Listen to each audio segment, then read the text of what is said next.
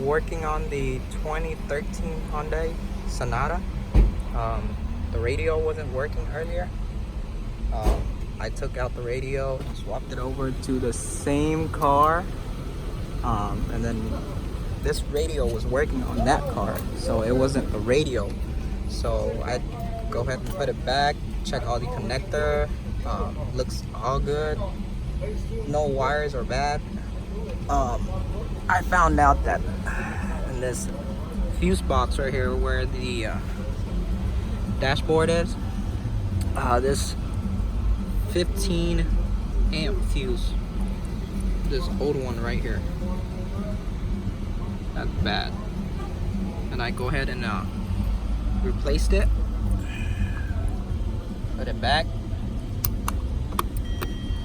Now the radio works once I put in that new fuse. There you go. It was just a tiny problem. It was just that 15 amp fuse. To take them out, you just press on the two tab on the side right here and pull it out right out.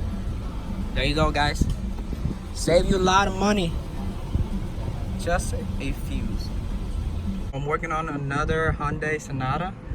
The radio is not working, so have the car on, try to turn it on, nothing goes on. And now I'm gonna show you guys how to check it.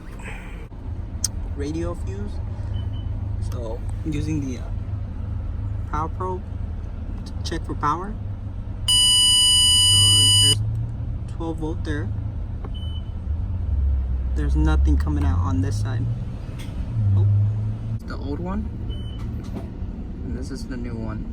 So you can tell the inside is blown, that tiny black part, and this is the new fuse. With the new fuse in, you should have 12 volts in and 12 volts out. There you go. The fuse is good, guys. Let's see if the radio works. Ta-da! Just a blown fuse. Save yourself time and money. Very common problem on a Hyundai Sonata.